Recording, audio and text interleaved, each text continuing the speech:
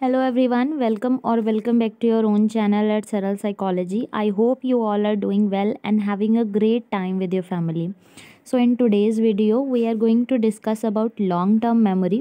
But उससे पहले हम यहाँ पर देखेंगे कि मेमोरी क्या होता है, जिसको हमने पहले भी डिस्कस किया हुआ है। ठीक है, तो मेमोरी क्या होता है? ये आपका एक स्टोरेज हाउस है। ठीक है, हमारी बॉडी का ये एक स्टोरेज हाउस है जहाँ पर हम डाटा या इन्फॉर्मेशन को स्टोर करते हैं। ठीक है, कोई भी एनवायरनमेंट में प्रेजेंट होने वाले डाटा या हमारे पास्ट एक्सपीरियंसेस, तो उन सभी चीज़ों को जब हम स्टोर करते हैं एक पर्टिकुलर जगह पर, वो हमारी बॉडी में वो पार्ट क्या कहलाता है? वो मेमोरी कहलाता है। ठीक है, और ये हमारी बॉडी का एक ऐसा पार्ट है जो जहाँ पर हम स्टोर करते हैं अपने इन्फॉर्मेशन को। ठीक है, अपने पास्ट एक्सपीरियंसेस को, हमारे साथ होने वाली अपनी घटनाओं को, ठीक है, अपने इवेंट्स को हम स्टोर करके रखते हैं अपनी मेमोरी के अंदर। सो मेमोरी बेसिकली बहुत तरीके की होती है, जैसे कि हमने पहले भी डिस्कस करा है, जैसे कि sensory memory, short term memory, और अब हम पढ़ने वाले हैं लॉन्ग टर्म मेमोरी। मेमोरी का एक ऑल ओवर एक लॉन्ग प्रोसेस है जिसमें ये सभी चीज़ें एक इकट्ठा होके जो इसके टाइप्स हैं वो इकट्ठा होके एक पर्टिकुलर टाइप की मेमोरी बनाती हैं। जैसे कि सेंसरी मेमोरी, जब हम उस पर अटेंशन पे करेंगे तो वो शॉर्ट टर्म मेमोरी में कन्वर्ट हो जाएगी।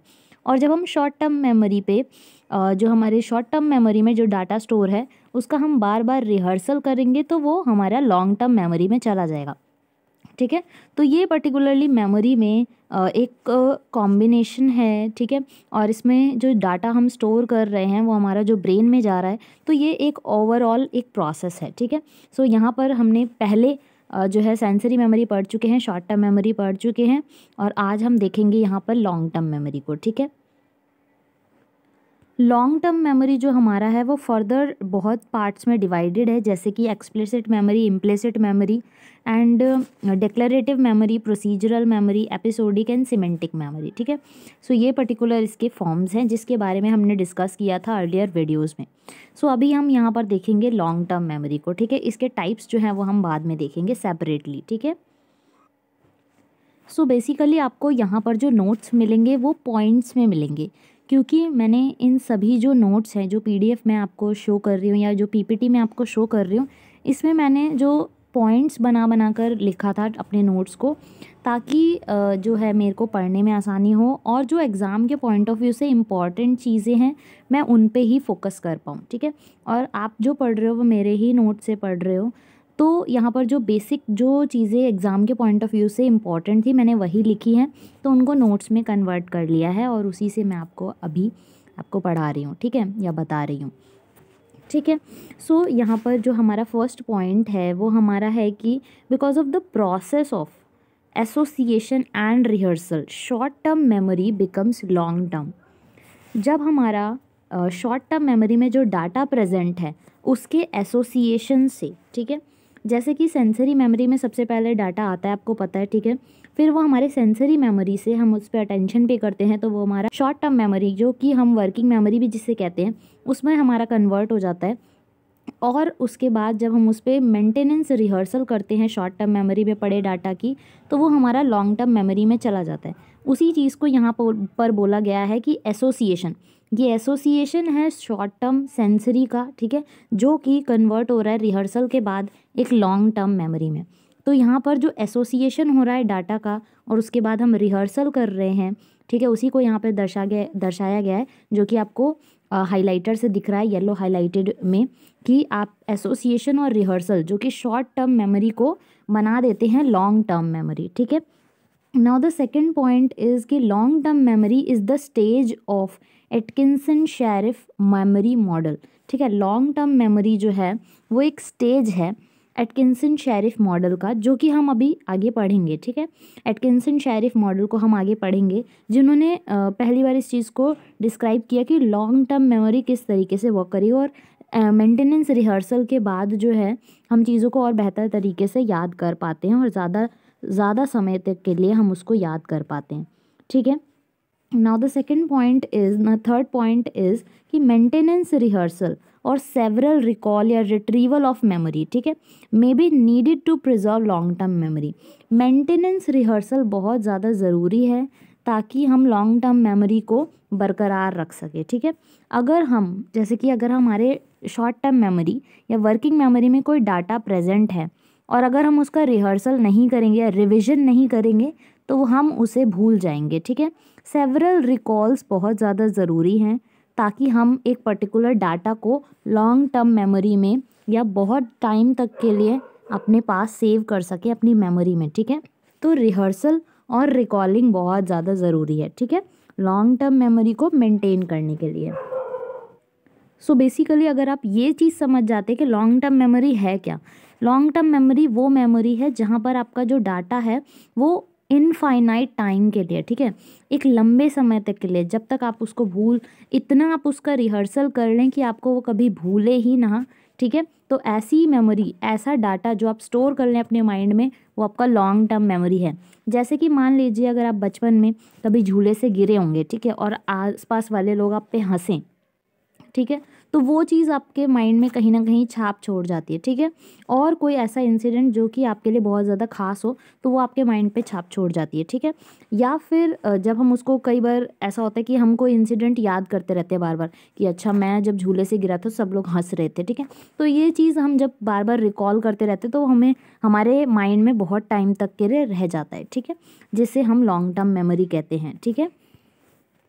Now the fourth point is कि इसका ड्यूरेशन कितना रहता है, इसका ड्यूरेशन रहता है 1 आवर टू लाइफ टाइम, ठीक है। लॉन्ग टर्म मेमोरी का ड्यूरेशन जो है, अगर आप एक बार आपके मेमोरी में, ठीक है, आपके लॉन्ग टर्म मेमोरी में कोई डाटा स्टोर हो गया तो वो आपका 1 आवर से लेके इनफाइनाइट, ठीक है, लाइफ टाइम, आपकी पूरी ज़िंदगी तक वो आपके मेमोरी में रहेगा।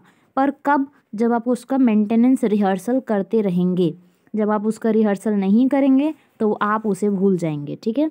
तो इसका ड्यूरेशन है 1 आवर से लाइफ टाइम तक के लिए, ठीक है। Now the fifth point is कि मल्टीपल रिहर्सल इज़ मैंडेटरी। जो मल्टीपल रिहर्सल्स हैं वो बहुत ज़्यादा मैंडेटरी हैं और लॉन्ग टर्म मेमोरी में डाटा को बनाए रखने के लिए। तो मल्टीपल रिहर्सल जो है वो बहुत ज़्यादा ज़रूरी है। शॉर्ट टर्म मेमोरी के लिए क्या ज़रूरी था? शॉर्ट टर्म मेमोरी के लिए ज़रूरी था अटेंशन, ठीक है। और लॉन्ग टर्म मेमोरी के लिए ज़रूरी है इलेबोरेटिव और मल्टीपल रिहर्सल्स, ठीक है। इलेबोरेटिव होना चाहिए आपका जो रिकॉलिंग है, और आपका जो रिहर्सल है वो मल्टीपल होनी चाहिए, बार बार होनी चाहिए, ठीक है। Now the fifth point is according to Tornos theory long term memory is stored in dream format. Tornos theory को भी हम आगे पढ़ेंगे, ठीक है। टॉर्नोस थ्योरी के अकॉर्डिंग जो हमारी लॉन्ग टर्म मेमोरी होती है वो हमारे ड्रीम फॉर्मेट में स्टोर हो जाती है, ठीक है। नाउ क्या होता है कि हम बहुत सारे जो इन्फॉर्मेशन को है स्टोर करते रहते हैं, बहुत सारे सराउंडिंग्स में अपने जो इन्फॉर्मेशन है उसको लेते रहते हैं, ठीक है। अब उसमें से कुछ चीज़ें जो होती हैं वो हम कॉन्शियसली देख रहे हैं या कर रहे हैं, ठीक है, जो कि हमारी, जिसको हम यूज़ कर रहे हैं अभी इस पर्टिकुलर टाइम पे, वो शॉर्ट टर्म मेमोरी है, ठीक है। तो उन चीज़ों को हम जो है अपनी रोज़मर्रा की लाइफ में यूज़ कर रहे होते हैं और डाटा को अपने काम में ला रहे होते हैं, ठीक है। अब कुछ इन्फॉर्मेशन ऐसी होती हैं जिसका हमें एक पर्टिकुलर टाइम पे अभी हमें उसका काम नहीं है, हमें मे भी हो सकता है हमें उसका बाद में ज़रूरत पड़े, ठीक है। तो वो जो हमारा डाटा होता है या फिर जो इन्फॉर्मेशन है वो हमारा कॉन्शियस माइंड या सब कॉन्शियस माइंड में चला जाता है, ठीक है। वो भी पार्ट है हमारे मेमोरी का ही, ठीक है। जब हम किसी भी इन्फॉर्मेशन को स्टोर करें तो कर तो अपने माइंड में ही रहे ना, ठीक है। तो टॉर्नोस क्या कहते हैं? टॉर्नोस कहते हैं कि जो लॉन्ग टर्म मेमोरी है, लॉन्ग टर्म मेमोरी कौन सी मेमोरी है? जिस चीज़ का आपने बार बार रिहर्सल किया है, ठीक है। अब किसी चीज़ को आपके माइंड में कोई चीज़ स्टोर हो गई है बहुत लंबे समय तक, ठीक है, वो स्टोर हुई है टॉर्नोस के अकॉर्डिंग क्या कहते हैं कि ड्रीम फॉर्मेट में। कभी आपने देखा होगा तो ड्रीम में आपको कुछ ऐसी रिलेटेड चीज़ें होती हैं जो कि आपके पास्ट एक्सपीरियंस से रिलेटेड होती हैं, ठीक है, और जो हमने अपना डाटा स्टोर किया हुआ है अपने अनकॉन्शियस माइंड में, उससे रिलेटेड कुछ चीज़ होते हैं। जैसे कि अगर किसी बच्चे को बोला जाए कि हाथी तुमको मार देगा या भूत आ जाएगा ये वो, तो उस बच्चे को रात को हाथी के सपने या भूत के सपने आएंगे, ठीक है। क्यों? क्योंकि वो इन्फॉर्मेशन उसने स्टोर कर ली, ठीक है। तो इस पर्टिकुलर तरीके के उसको सपने भी आने लग जाते हैं, ठीक है। तो ये टॉर्नोस की थ्योरी है, इसको हम बाद में अलग से पढ़ेंगे, ठीक है। And now the seventh point is infinite storage and permanent storage. जो लॉन्ग टर्म मेमोरी है इसका स्टोरेज जो है वो इनफाइनाइट है, आप लॉन्ग टर्म मेमोरी में कितना भी स्टोरेज कर सकते हो, ठीक है। और ये स्टोरेज परमानेंट होता है। कई बार ऐसा होता है कि आप कोई चीज़ें भूल जाते हो लेकिन वो फिर से आपको एकदम से रिकॉल हो जाती हैं, ठीक है। तो कहीं ना कहीं जो हमने डाटा स्टोर किया है वो पड़ा हुआ था, ठीक है, कहीं पे, जो कि हम एकदम से रिकॉल करते हैं और वो हमें याद आ जाता है, ठीक है। अगर हमने उसका मेंटेनेंस रिहर्सल नहीं किया तो हम उसको भूल जाएंगे, लेकिन कुछ चीज़ें ऐसी होती हैं जो हम एकदम से अचानक से हमें याद आ जाती है और हम कॉन्शियसली उस चीज़ को नहीं सोच रहे होते हैं, फिर भी वो चीज़ें हमें याद आ जाती हैं, ठीक है। तो स्टोरेज कैसा है, इनफाइनाइट, मतलब हम वहाँ पे कुछ भी जो हमने डाटा स्टोर किया है वो हम वहाँ पर स्टोर कर सकते हैं, कितनी भी चीज़ें हम वहाँ पर स्टोर कर सकते हैं, बस ज़रूरत है मेंटेनेंस और मल्टीपल रिहर्सल की, ठीक है। एंड जो यहाँ पर जो स्टोरेज होएगी वो परमानेंट होएगी, ठीक है। सो नेक्स्ट इज़ कि भाई अब जब हमने सबको डायग्राम के साथ समझा है तो इसको भी डायग्राम के साथ भी समझेंगे, ठीक है। सो डायग्राम की तरफ चलते हैं। So here is the diagram.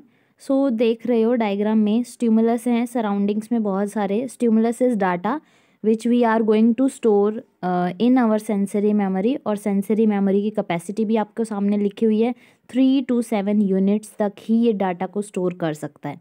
Duration है 0.5 से 3 सेकेंड्स तक का, ठीक है। अगर हम इस पर ज़्यादा ध्यान नहीं देंगे तो हम भूल जाएंगे, ठीक है, रिहर्सल नहीं करेंगे तो भूल जाएंगे। अटेंशन देने के बाद जब हम अपनी सेंसरी मेमोरी में जो डाटा स्टोर हुआ है उस पर अटेंशन देने के बाद वो हमारे वर्किंग मेमोरी में चला जाएगा।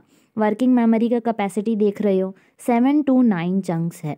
ड्यूरेशन इसका है 5 to 15 सेकेंड्स और 5 to 20 सेकेंड्स कह सकते हो। विदाउट रिहर्सल है, ठीक है। विदाउट रिहर्सल का मतलब क्या है कि हमने अभी रिहर्सल नहीं किया, इसमें पहली बार जो इन्फॉर्मेशन आएगी वो 5 से जो है आपका 15 सेकेंड तक रहेगी। रिहर्सल नहीं करोगे तो उसको भूल जाओगे, अगर रिहर्सल कर लोगे तो फिर लॉन्ग टर्म मेमोरी में चला जाएगा, ठीक है। मेंटेनेंस रिहर्सल और इलेबोरेटिव रिहर्सल। मेंटेनेंस रिहर्सल क्या होता है कि बार बार रिहर्सल करते रहना है, ठीक है। इलेबोरेटिव रिहर्सल क्या होता है कि एक इलेबोरेटिव वे में, ठीक है, जो भी आपने इन्फॉर्मेशन इकट्ठी की उसका बैकग्राउंड क्या था, उसका इमेज कैसा था, है ना। तो अगर ये सब चीज़ों को एकदम डिटेलिंग में अगर आप उसको रिहर्सल करोगे तो वो आपका लंबे टाइम तक आपके माइंड में रहेगा, ठीक है। सो वर्किंग मेमोरी के बाद अब हम जब वर्किंग मेमोरी में कोई इन्फॉर्मेशन चली जाती है तो जब हम उस पर मेंटेनेंस रिहर्सल करते हैं या बार बार उसकी रिहर्सल करते हैं तो वो हमारा लॉन्ग टर्म मेमोरी में चला जाता है। जब कोई भी इन्फॉर्मेशन हमारी लॉन्ग टर्म मेमोरी में चली जाती है तो वो हमारी परमानेंट हो जाती है, ठीक है। जो भी इन्फॉर्मेशन हमारी लॉन्ग टर्म मेमोरी में रहेगी उसका कोई ड्यूरेशन नहीं है, वो हमारी परमानेंट रहेगी, ठीक है। हम उसको बार बार निकालना पड़ेगा, ठीक है, शॉर्ट टर्म मेमोरी या वर्किंग मेमोरी में लाने के लिए। तो जब हम उसका रिहर्सल करते हैं, ठीक है, उसका इलेबोरेटिव रिहर्सल कर रहे हैं, जैसे कि मैंने आज कोई चैप्टर पढ़ा, अगर मैंने उसको ऊपर ऊपर से पढ़ लिया, ठीक है, अगर मैंने उसका इलेबोरेटिव रिहर्सल किया है, ठीक है, उसको हर चीज़ उसकी बारीकी समझी है, अगर एक कॉन्सेप्ट मैंने पढ़ा है तो उसके 10 जो तरीके हैं अगर वो मैंने सब इलेबोरेटिव तरीके से पढ़े हैं और मेरे को हर चीज़ पता है उसके बारे में, तो वो क्या है, मेरा एनकोडिंग, ठीक है। मैंने अपने इन्फॉर्मेशन इतनी इकट्ठी कर ली कि मैं उसी चीज़ उस कॉन्सेप्ट को कभी भूलूँ ही ना, तो वो मेरा है एनकोडिंग। मैंने यहाँ पे डाटा अपना जो है वो स्टोर कर दिया, ठीक है, इतना अच्छे से स्टोर किया कि वो मेरा लॉन्ग टर्म मेमोरी में चला गया, ठीक है। अब जब कोई भी इन्फॉर्मेशन मेरी लॉन्ग टर्म मेमोरी में चली जाएगी तो मुझे वो वापस भी तो चाहिए, ठीक है। अब कोई इंसिडेंट है, ठीक है, वो मेरी लॉन्ग टर्म मेमोरी में जा चुका है, ठीक है, उसको रिट्रीव करना पड़ेगा मुझे वापस से उसको याद करने के लिए, ठीक है। अब रिट्रीव जब करेंगे ना, जब हमें लॉन्ग टर्म मेमोरी में प्रेजेंट होगा, ठीक है, तो रिट्रीवल हमेशा लॉन्ग टर्म मेमोरी से ही होगा, ठीक है। जैसे कि कई बार क्वेश्चंस भी आ जाते हैं, ठीक है, तो रिट्रीवल कहाँ से होगा, लॉन्ग टर्म मेमोरी से रिट्रीवल होगा, ठीक है। एक इन्फॉर्मेशन को आपने एनकोड कर दिया, ठीक है, शॉर्ट टर्म मेमोरी से लॉन्ग टर्म मेमोरी में, ठीक है। इन्फॉर्मेशन एनकोड करना मतलब इन्फॉर्मेशन को स्टोर करना लॉन्ग टर्म में, और रिट्रीवल मतलब उस इन्फॉर्मेशन को निकालना, ठीक है। और इसका जो कैपेसिटी है वो इनफाइनाइट है, आप कितना भी इन्फॉर्मेशन जो है वो लॉन्ग टर्म मेमोरी में डाल सकते हो, ठीक है। और लॉन्ग टर्म मेमोरी से कोई भी इन्फॉर्मेशन आपकी फॉरगॉटिंग में नहीं जाएगी, ठीक है। इसीलिए यहाँ पर बोला गया है कि परमानेंट है, ठीक है। कोई भी एक इन्फॉर्मेशन यहाँ आ जाएगी तो वो आपकी स्टोर हो जाएगी, और बेसिकली जो टॉर्नोस कहते हैं कि ड्रीम फॉर्मेट में रहेगी, ठीक है। तो वही जो हमारे ड्रीम्स होते हैं वो हमारे लॉन्ग टर्म मेमोरी का ही पार्ट होते हैं, ठीक है। कोई ना कोई इन्फॉर्मेशन जो हमने कभी रिहर्सल करके, ठीक है, या उसको बार बार सोच कर, ठीक है, अपने लॉन्ग टर्म मेमोरी में पहुंचा दी होती है, वही चीज़ हमारे ड्रीम फॉर्मेट में हमारे सामने आ जाती है, ठीक है। सो आई होप कि आपको ये समझ आया होगा, ठीक है। अगर आपको कोई भी डाउट रहता है तो आप मुझसे पूछ सकते हो इन कमेंट सेक्शन, आप मुझसे पूछ सकते हो, ठीक है, कोई भी आपका डाउट है। उसके बाद हम बात करेंगे प्रोसेसिंग और या फिर जो स्टेजेस होते हैं मेमोरी के, उनके बारे में बात करेंगे, ठीक है। पर तब तक के लिए आप इन वीडियोस को एंजॉय करो, और यहाँ से क्लिक करके आप बाकी की वीडियोस को भी देख सकते हो। चैनल पर नए हो तो सब्सक्राइब कर सकते हो, बेल आइकन को प्रेस कर लीजिए, एंड वीडियो को लाइक कर दीजिए, शेयर करिए अपने फ्रेंड्स के साथ, अपने क्लासमेट्स के साथ। ये वीडियोस हेल्पफुल रहेंगी 11th क्लास, 12th क्लास, या कोई भी कॉम्पिटिटिव एग्ज़ाम जो कि आप साइकोलॉजी से रिलेटेड दे रहे हो, उसमें भी आपकी हेल्प करेंगे। कोई डाउट हो तो मुझसे आप कमेंट सेक्शन में पूछ सकते हो, कोई सजेशंस देने हो तो भी वो आप मुझे बता सकते हो। And that's it, thank you so much.